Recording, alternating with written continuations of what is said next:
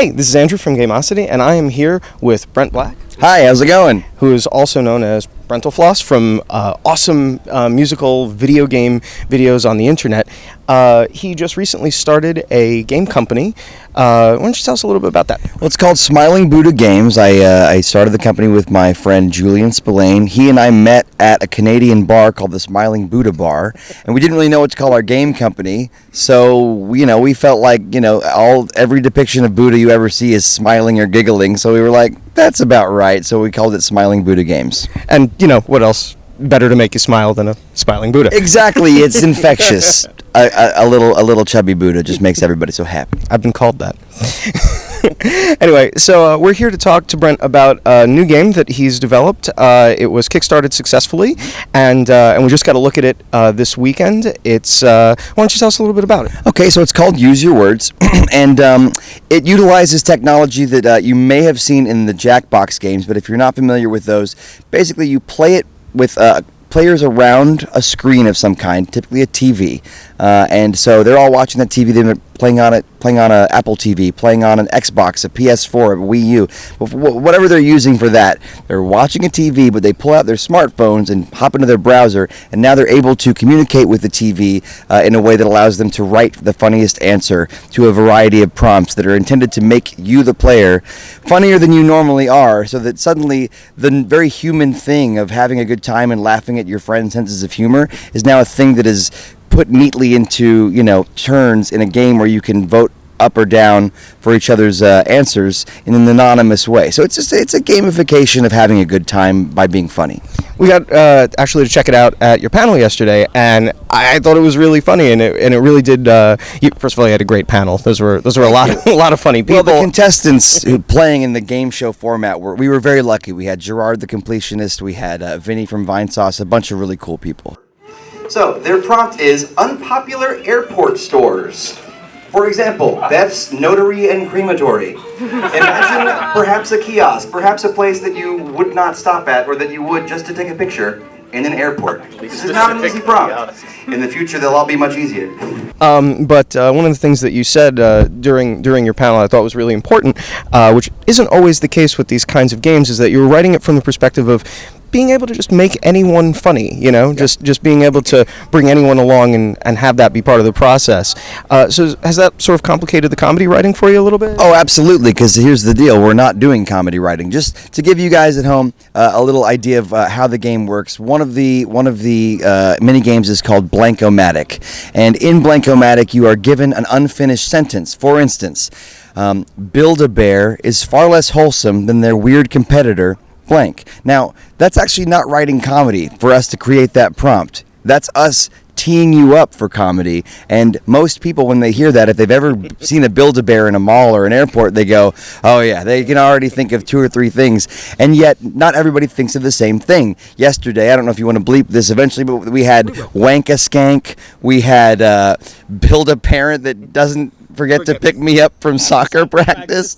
The list went on, and the thing is, that when we write the prompts, the goal for us is to not necessarily have the prompt be hilarious, but rather to just make sure that even an unfunny person can still think of something pretty funny, and if they have the anonymity to write it and make their other players laugh, they might have a little bit more confidence than they usually do. Yeah, my answer was Bang-A-Bear, which, is not wholesome at all. So just speaking kind of more generally, gamer means a lot of things, It's like I came up from video games and into role-playing games, and now we primarily do board games and party games. What kind of games do you play? Oh man, I'll be honest with you, not many these days, but I think that the games that stick with me, the ones, everybody has their favorite books they read through the years, and I have classic games that I have to play at least every couple of years.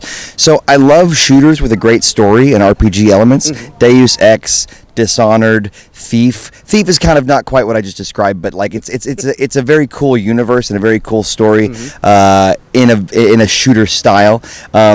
I love old RPGs, JRPGs, Chrono Trigger, Final Fantasy IV, which sacrilege, I know. I do prefer to 6 and 7. I know. Keep watching though. Okay, well this interview's over. We don't need to talk. Also, let's see. Oh, well, Civilization. Whichever the current new one is, typically I'm always playing at least once a month or once every 2 months. I take a couple hours and play, through one thing. But shamefully, I've stopped playing games that take much time these days, and the game that I'm currently playing, I'm not even sure if I should. I feel like I'm about to endorse something like heroin, because this game is, I don't recommend you even try it, because a friend of mine was telling me, you should gamify your game this way, and I played it for 5 minutes, and he was like, okay, you can put it away now. It was just an example, and I'm like, it's called Clicker Heroes, and if you've heard of Cookie Clicker, or any of the games where you're just required to click and then upgrade and click and upgrade, it's horribly dumb. It's stupid. It is asinine, and I can't stop. So Yeah, and on some level, we're lucky you're even here today. yeah, exactly. And then I'm not just like sitting there and like, it's weird though. It's like I've struggled with, like, I used to smoke, and the thing is, like, this is like that. Where like you go, I got nothing to do. What am I gonna? I'll play a little Cookie Clicker, and then like after an hour you've smoked a pack of Clicker Heroes. It's bad. So like academically know that, but don't play it. Yeah, friends don't let friends click heroes. Yeah, no, I mean, have a life. So, what's your time frame? What are we looking at here for Use Your Words? Well, okay, so I'm trying to be a good PR businessman, and not. Here's what I know. I know that our plan is certainly to have it in the hands of players in 2016. Okay. I know when we're trying to get the data to the companies that need it in order to get it on their platforms, but I don't know how long that's going to take. So I don't want to really be more specific than like, we'd love it to be in the hands of all of our Kickstarter backers on all those platforms, as well as anybody who wants to purchase it by Christmas. It could be Halloween, but we're really hoping Christmas, because we said it would be 2016, and there's only so many days after Christmas. So that's our goal. All right, awesome. So, do you see this as just the first step? You have other game ideas? Smiling Buddha gonna grow from this, you think?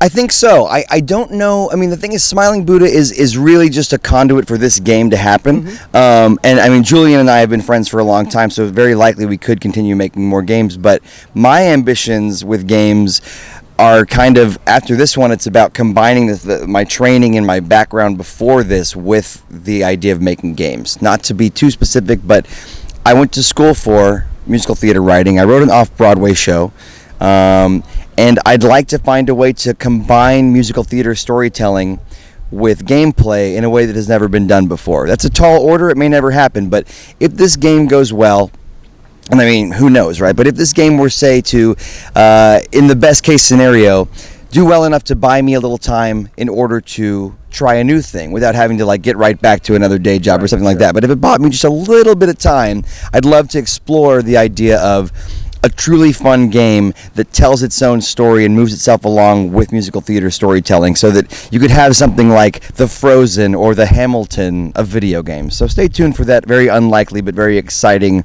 possibility. That sounds absolutely fascinating, and I'm super interested in seeing where that goes. I mean, I think that's pretty much it. We're hoping to see Use Your Words within this calendar year, all things being equal. And I wanted to say, it looks like a lot of fun. We had a room full of people just humming along, and it was awesome. Even the unfunnies were funny. That's what we're going for. Thank you so much. Thanks for talking to me today. Thank you, Brent. It was a real pleasure. So check out Use Your Words later this year. Bye.